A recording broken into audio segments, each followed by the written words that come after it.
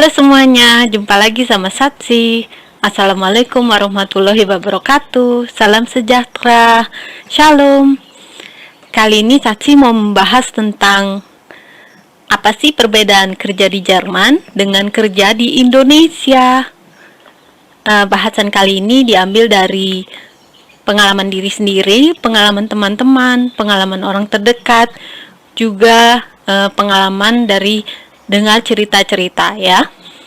Jadi sumber yang sudah pernah mengalami dan tertulis juga di hukum-hukum sini.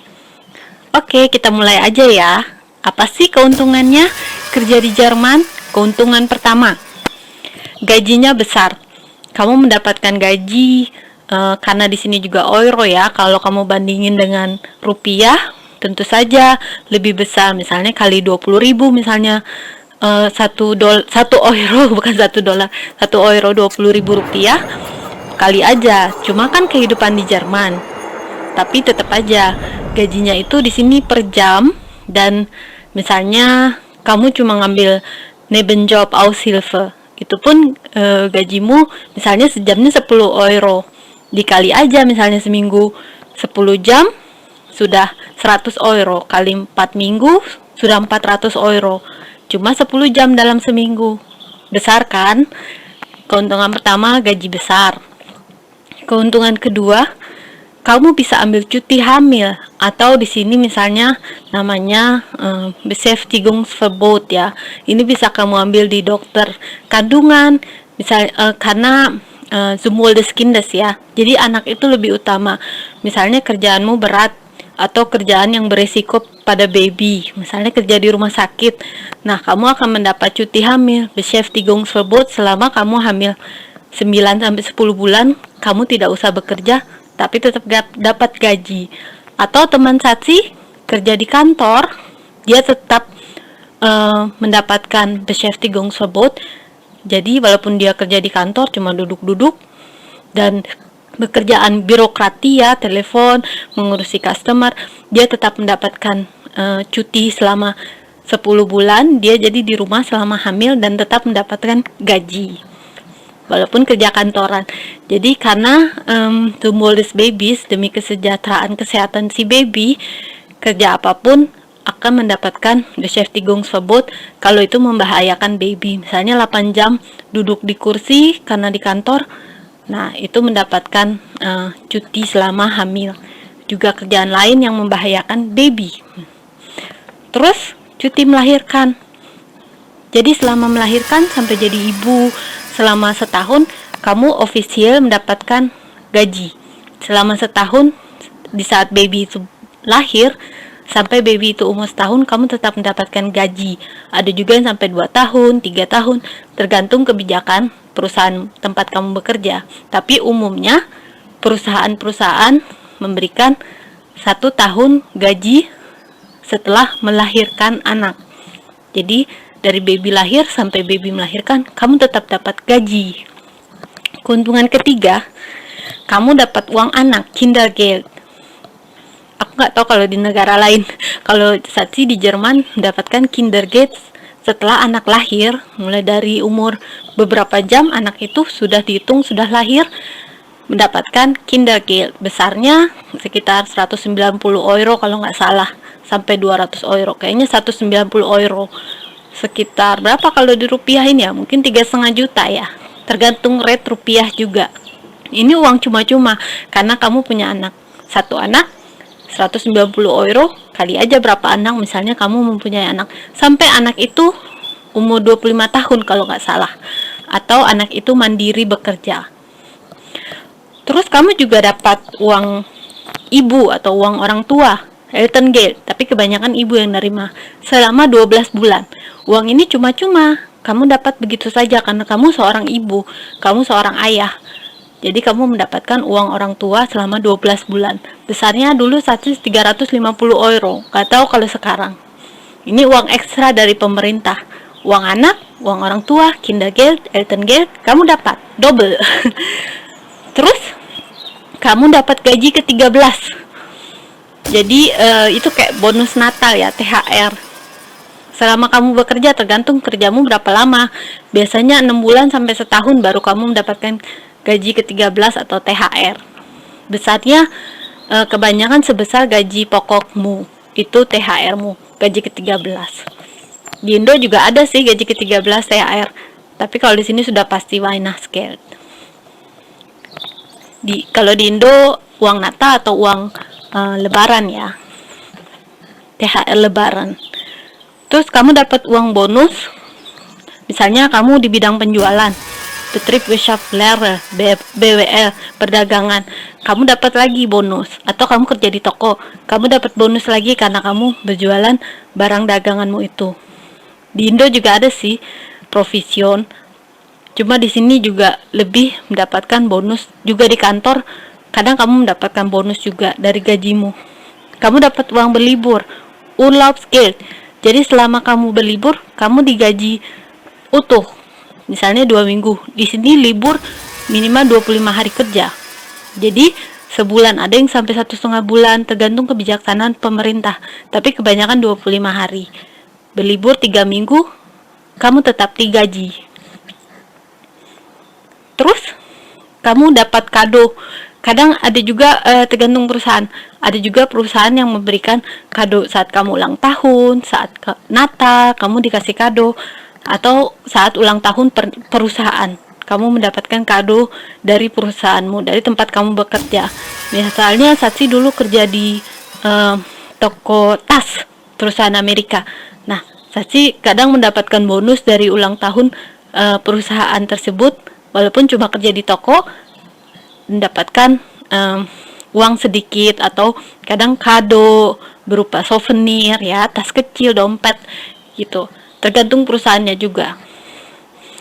Terus seminar ke luar negeri, Satsi dulu menggantikan teman di luar kota ya, nggak cuma luar negeri, luar kota, dapat uang hotel, dapat uang makan, dapat transport, hotel, tiket, semuanya perusahaan yang bayar. Di Indonesia juga ada seperti ini, cuma kalau di Jerman itu perusahaan harus membayar semua kebutuhan karyawan yang berhubungan dengan kantor. Itu menjadi tanggung jawab perusahaan. Walaupun di Indonesia juga ada begitu, tapi di Jerman itu sudah aturan. Tapi ada juga negatifnya loh. Ada juga kerugian kamu kerja di Jerman. Hati-hati, simak baik-baik. Ini kerugian pertama ya, asuransi ini itu. Kamu harus membayar asuransi. Di sini ada salah satunya ARAK. Misalnya kamu sewa rumah, sewa apartemen, atau entah apalah, kamu harus membayar asuransi Haftpflichtversicherung. Atau misalnya kamu punya anak, supaya kalau misalnya anak ngerusakin barang, perusahaan itulah yang mengganti, karena Eltern haften für die Kinder ya. Jadi kamu yang harus membayar. Misalnya anakmu ngerusakin apa di toko, itu asuransi yang membayar. Atau kamu berantem sama tetangga, nah mengenai kerugian apa, itu asuransi yang bisa membayar. Misalnya nggak sengaja nabrak tembok, asuransi membayar, tergantung besarnya dan perjanjian dengan asuransi bagaimana. Terus ada juga asuransi ya, itu misalnya kerusakan ya, diganti. Asuransi mobil, kalau kamu bawa mobil di sini harus punya asuransi. Asuransi gigi ada juga, supaya kalau misalnya gigi bolong, mungkin gigi bolong masih gratis dengan asuransi umum. Tapi kalau misalnya kamu gigi copot atau mau beli gigi baru, itu yang mengganti semuanya asuransi. Kalau kamu punya ekstra asuransi, karena beli gigi bisa 4.000, 6.000 euro di sini. Atau saat pasang krone, pasang mahkota di gigi, itu bisa habis 1.000, 2.000 euro. Itu yang mengganti asuransi, kalau kamu punya asuransi ekstra. Kalau enggak, keluar kantong sendiri, keluar duit dari kantong sendiri. Itulah asuransinya ini itu. Masih ada lagi bla bla bla, asuransi pengacara supaya kamu nggak dipecat, asuransi rights, asuransi hak, asuransi macam-macam. Bayar asuransi ini itu mahal. Terus kerugian kedua, kalau kamu single atau kamu istri atau suami dengan pajak kelas 5, seperti Satsi kelas 5, hampir 40% dari gajimu itu dipotong.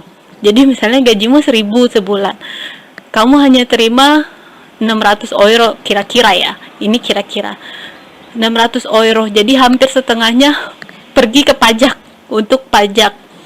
Jadi pajaknya di sini besar sekali. Itu kerugian untuk kamu. Walaupun itu sudah termaksud kesehatan ya. Kamu membayar dari pajakmu kesehatan, terus kalau kamu nanti dipecat ya, Arbeitslosengeld, itu semua kamu bayar di situ. Dari pajak uang gajimu yang dipotong. Kalau single sama kelas 5 pajaknya gede. Kalau kelas 3 mungkin lebih sedikit ya. Atau kerja di pemerintah, lebih sedikit lagi pajaknya. Bahkan nggak bayar pajak kalau kerja di pemerintah. Terus kerugian ketiga, kamu akan disuruh ini itu banyak kerjaan. Karena kebanyakan karyawan lebih kurang dari pekerjaannya. Walaupun nggak semua, ada juga yang banyak karyawan. Tapi di sini gaji orang lebih mahal daripada barang. Jadi jasa lebih mahal daripada barang. Gajinya itu per jam. Jadi bos lebih memilih sedikit karyawan, misalnya suatu toko karyawannya cuma 1 atau 2. Jadi 2 orang ini harus menghandle semuanya. Mulai dari, ya kalau punya cleaning service bagus, ada yang bersih-bersih putzfrau. Kalau enggak, kamu mulai dari bersihin toko, ngepakin barang, jualin, order online, semuanya A sampai Z kamu. Ya, kunden service, telepon, semuanya yang melayani kamu, after sales. Karena seperti dibilang, gaji karyawan mahal, jadi banyak perusahaan menghandle cuma sedikit karyawan untuk pekerjaan yang banyak. Nggak kayak di Indonesia, satu toko karyawan tokonya banyak, jadi kadang mereka suka ngobrol, suka berdiri, masih ada free time-nya, free side. Kalau di sini bener-bener karyawan dikit, kerjaan banyak, walaupun nggak semuanya, kebanyakan. Terus kalau misalnya kamu manajer suatu perusahaan, manajer di kantor, kalau karyawanmu berlibur, kadang kamu harus menghandle juga kerjaan karyawanmu, karena kamu nggak bisa bagi-bagi ke semua karyawan. Kamu akan ambil alih juga pekerjaan dari karyawan yang berlibur ini. Jadi kerjaan unglaublich viel, banyak kerjaan ya. Dan ya, kerugian keempat, tekanan, stres, bisa jadi depresi. Dan semuanya serba cepat di sini, cak, harus cepat. Kalau lelet, bengang-bengong, itu akan ditegur oleh atasannya. Akan kerjaan lelet. Kadang kalau misalnya kamu kerja di gastronomi, di restoran, kalau kamu lelet, nggak dilayani, masaknya lama, akan dimarahin pengunjung, tamu-tamu yang mau makan di restoranmu ya. Jadi semuanya serba cepat, tekanan, kadang stres, depresi ya, karena cepat, tidak ada yang lelet. Terus time is money. Jadi karena kerjanya sejam dibayar, itu jadi setiap jam itu nggak boleh ngobrol, nggak boleh. Ya mungkin ada sebagian perusahaan yang memperbolehkan ngobrol, atau saya nggak tahu. Karena di sini nggak boleh pasang kamera, jadi karyawan nggak boleh diawasi karena hak azazi, kecuali karena Aufgrunddiebstahl ya, karena pencurian atau keamanan, itu boleh pasang kamera. Kalau nggak boleh, melanggar hak azazi. Jadi walaupun nggak diawasi, kadang nggak boleh ngobrol, nggak boleh santai-santai, tiktokan.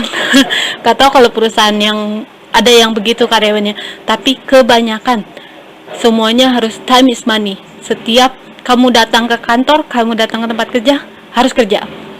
Tidak ada waktu santai, kecuali istirahat, pause. Kamu boleh santai, ngerokok apa, tapi saat bekerja kamu harus bekerja, fokus bekerja ya. Terus kamu harus fleksibel. Sudah berapa tadi? 1, 2, 3, 4, 5, 6. Kerugian ke-6, kamu harus fleksibel. Agak susah, seperti Satsi punya anak. Agak susah juga, misalnya di telepon, kamu besok bisa kerja nggak? Padahal lagi libur. Satsi udah janji misalnya dengan anak Satsi untuk pergi ke kebun binatang. Satsi harus meng-cancel, pergi ke kerja. Bisa juga ditolak. Cuma kadang perusahaan meminta kita untuk fleksibel. Kadang weekend mungkin harus meeting, kadang di saat waktu berlibur ada juga yang disuruh datang padahal dia lagi cuti liburan gitu. Jadi harus fleksibel, benar-benar harus ada untuk perusahaan. Ya kebanyakan meminta itu, walau nggak semuanya. Terus teman kerja atau atasan kadang jahat.